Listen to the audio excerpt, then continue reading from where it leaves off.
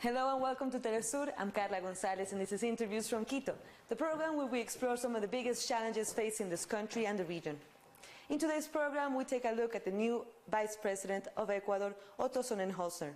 Before him came Maria Alejandra Vicuña, also appointed, who was taken away from her position due to a corruption scandal. And before her, the only one elected, Jorge Glas, who is now in prison. So how can a country handle all these scandals, and how will it affect the political stability of Ecuador? For that, we have Natalia Sierra, a political analyst. But first, let's take a look at a video. Otto Sonnenholzner as Ecuador's new vice president.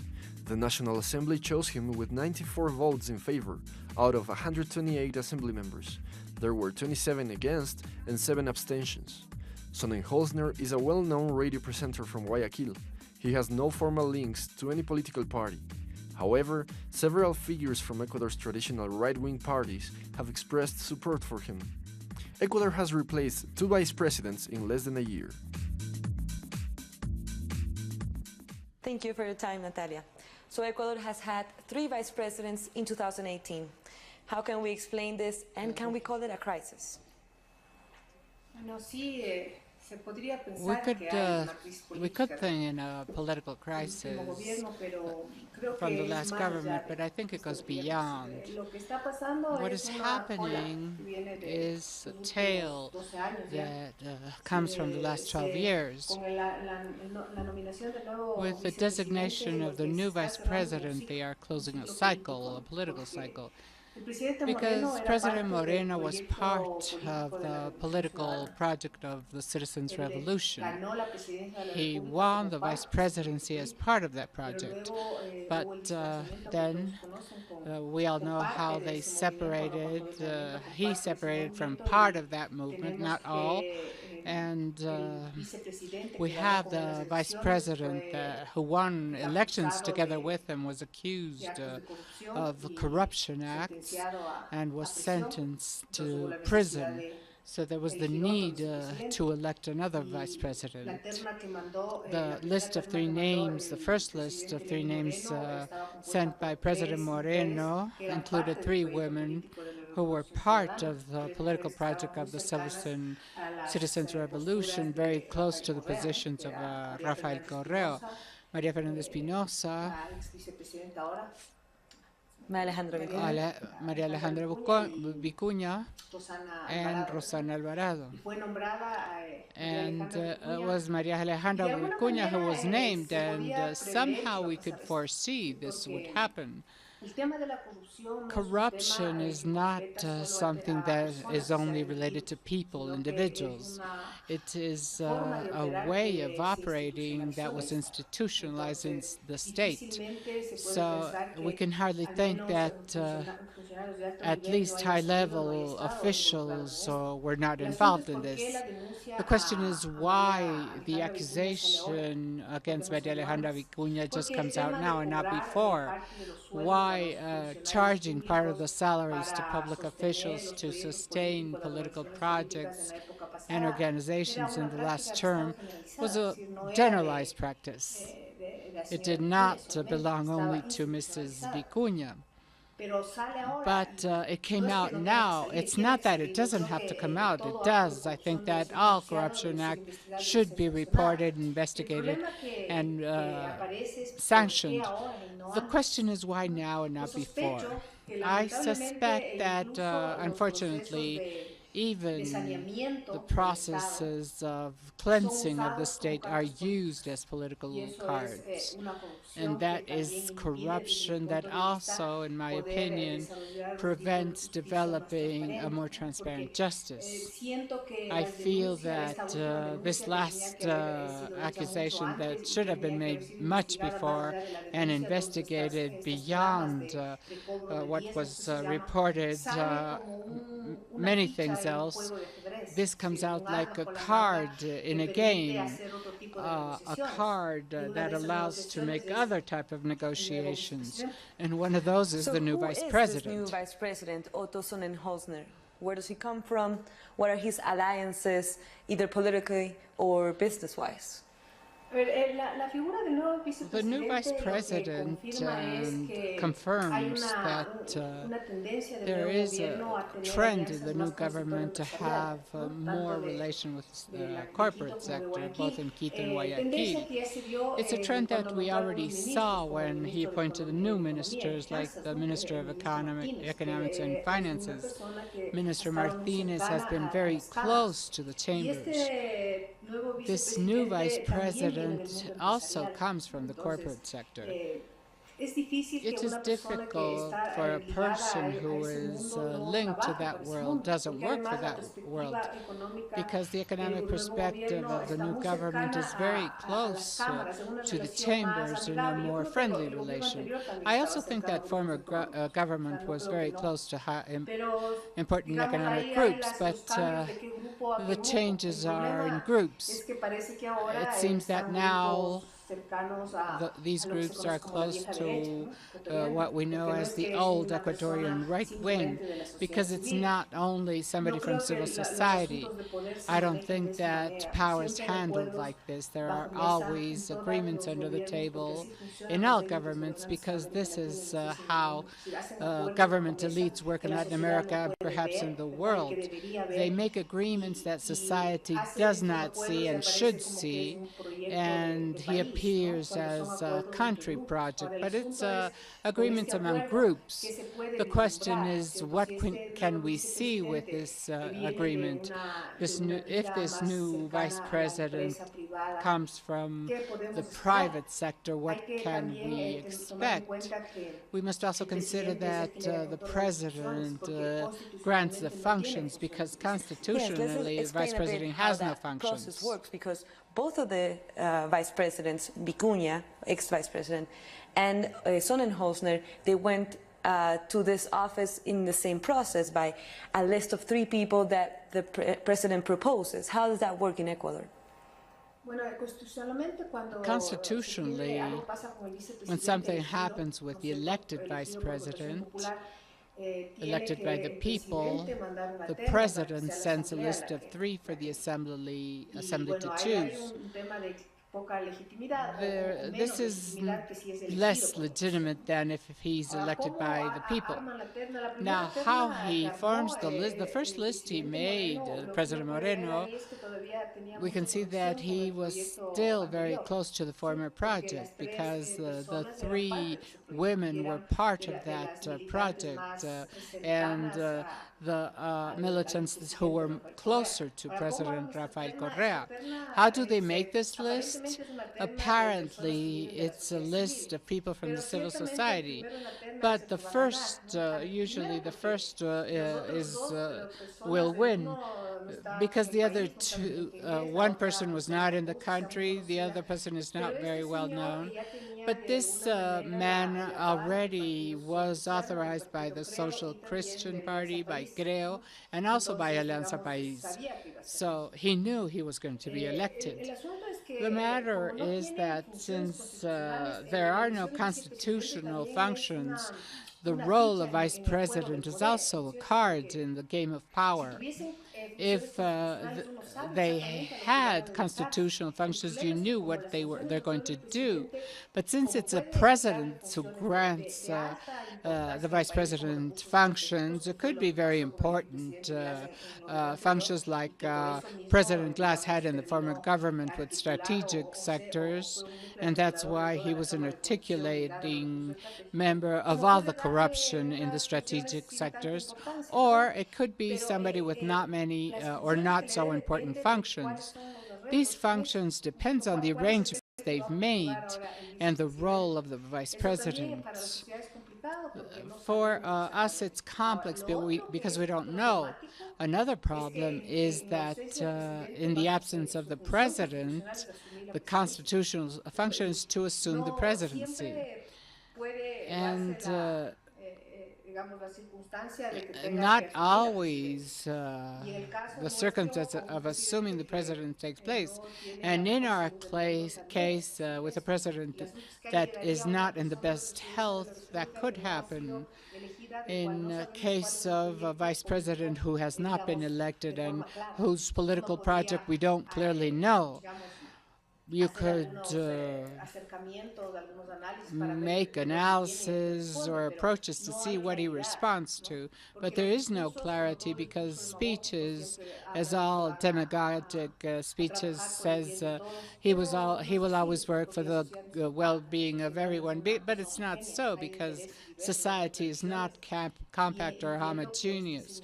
There are different interests, and I understand this man comes from that space of society linked more to a vision of economy that is more traditional, more linked to free market corporations, I suspect. And from there, he will carry out the functions granted by the president. We still ignore. Also some controversy inside the National Assembly when he was chosen, that some lawmakers denounced that he was connected to companies that had some issues with tax havens, especially in Panama. And according to Ecuadorian law, a public official cannot be connected to any company with tax havens. Is that the case for him? Does he fulfill all the requirements to actually become a vice president?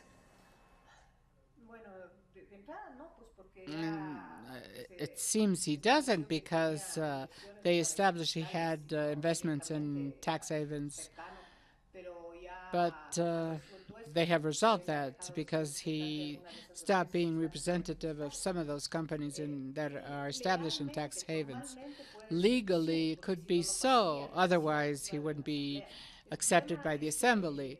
The problem is that I feel that they arrange the laws and they arrange compliance with the law according to interests, because he was recently a representative of that company, and today he's not. It's like just by resigning, he is now habilitated, and it's not so because somebody has investments in tax havens. That tells us something. It tells us that he doesn't care about the country, hasn't invested in the country, hasn't paid in the country. It says many things, and that doesn't stop the history just by resigning one day. Legitimately, he can't be. Legally, yes, because the law is always adapted to interests. And the problem of this in other countries is that they do not govern in attention to most of the society in very specific interests. And what we can see with the new appointment is that one cycle ends, the one that comes from Alianza País from the time of Correa, and the new alliances is a new arrangement of the group of powers that are expressed in this appointment and other appointments of ministers that are in strategic positions like Minister Campana, Minister Martinez, that respond to a vision of the economy.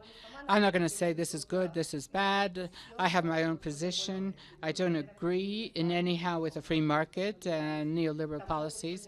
I don't agree with state policies either. I think we could think in another way, another economic solution for these countries. But the truth is that we see that one cycle ends and another one appears that is linked to a more corporate vision of the economy, free market, and unfortunately, perhaps to a possible concession or privatization of public resources, because they're talking about state companies as a way of solving the economic situation. Now, the sale of companies has not started today. In times of Correa's term, they started talking about this also. They're going to just put this in practice now. There are people close to the government who respond to those interests, like Mr. Cuesta, that is the secretary advisor very close to President Moreno, and everybody knows he is close to oil business. If the political project, even if it's not said because it's confusing, because the winning project was Alianza País, but since he separated that project, was left aside, and no new project has been built. So we don't know where we are going. We're not aware. They haven't said this is a project and Ecuador is going this way. But through certain policies and characters that are taking office around the state, we can see, at least in the economic sector, the country is going towards this neoliberal vision. What does it say about the political stability of the country and the government itself? Is it seeking to consolidate a team, a solid team of people working with him, but it's not actually achieving that?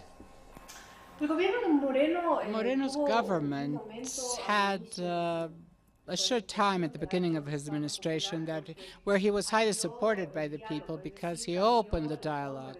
He changed the way of governing. People in the country was tired of such authoritarian forms of President Correa. He opened the dialogue. He flexibilized controls. He was supported by the people who supported him in the referendum, and he promised democratizing processes.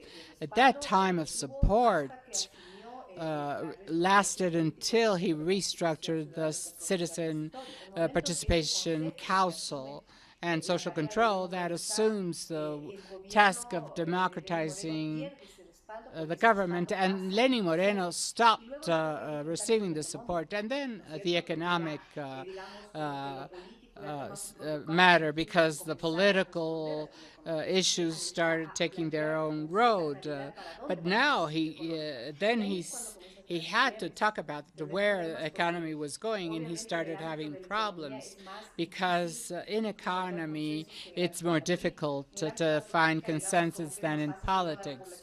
In politics, perhaps everybody wants freedom of expression, not persecution, freedom of association.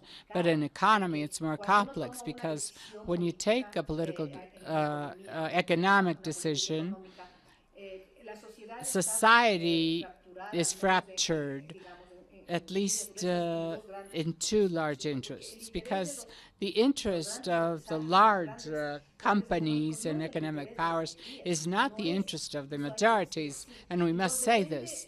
So it depends on where the government goes, where the conflict will appear. For example, if he goes towards the corporate sector and to overcome the crisis, he cuts public officials, that will not be accepted by a large part of the population who will be unemployed. If they will cut subsidies, especially some are benefits for the majority population, so the people are not going to be happy. Why, for example, doesn't he increase the income tax to large corporations? That would be a great politics. Just 2 points to income of large corporations. He would be able to have resources or renegotiate oil contracts or telephony contracts, but that will not benefit the power groups. But it does benefit the majority of the population. So when he starts taking these measures where the social contradiction appears, we see that he starts taking a road of the economic roots of not the small companies, but large corporations, and their popular conflicts will appear. We have not yet arrived to that point because the decisions he has taken are still not specific. But for example, he's talking that for the first year there will be a large cutoff of public officials. There's talking about 70,000, 50,000 people that will become jobless. That creates social problems, 50,000 with their families to unemployment. We don't see either the productive apparatus is moving. There is no policy to move it, but especially in small and middle and popular economy. We see that policies are still aiming to the big companies. They have not stopped extraction, for example, in spite of the referendum. Extractivism has not stopped. Concessions are being granted. They are planning more oil exploitation.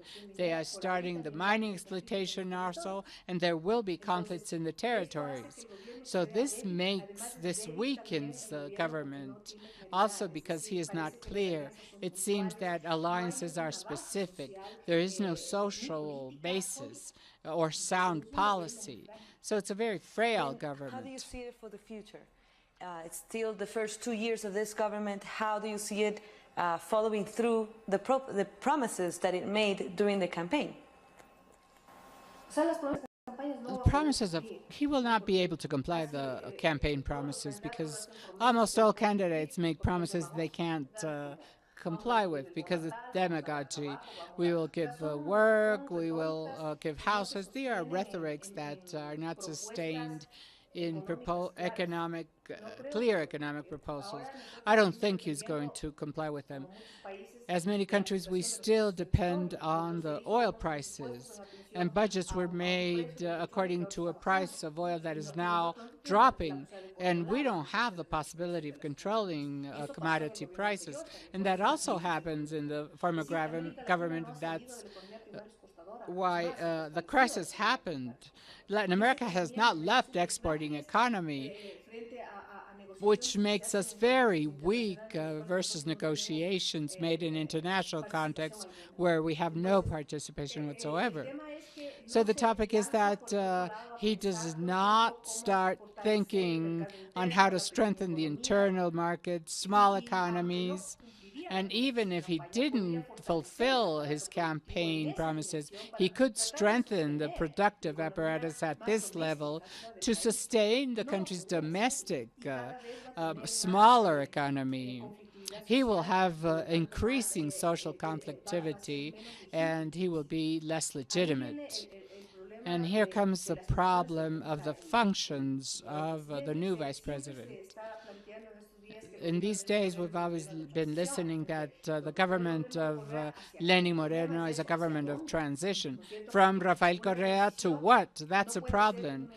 We don't know to where, because a transition cannot be a space stopped in time. A transition sets the basis to know where we are going, and I don't see the president has clearly said this. These are the bases in this transition that will take the country here.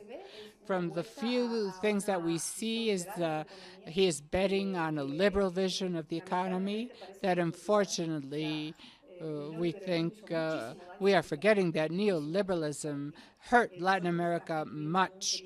We had a bank fair that destroyed the country, and there was also pillage. So if this is a transition, government should really open participation to society, which I don't see. If this is a transition government, society should have more participation to be able to set the basis to where it wants to go as a society. But without participation, what we see is that this is some kind of inertia taking the road back to neoliberal policy, classic, of economy that in macro figures could be okay, but not at the micro level, the real economy of the daily life of the people.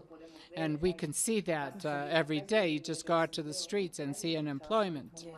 Yes, it's critical issues that the government will have to deal with, and we will keep an eye on what happens in the next couple of years. But unfortunately, we are running out of time, Natalia, but thank you very much for your time. Very important topic that we need to discuss. So we've been talking to Natalia Sierra on the issue of the political stability in Ecuador, now with a third vice president in just under a year. This is Interviews from Quito. I'm Carla Gonzalez. Thank you for watching. Until next time.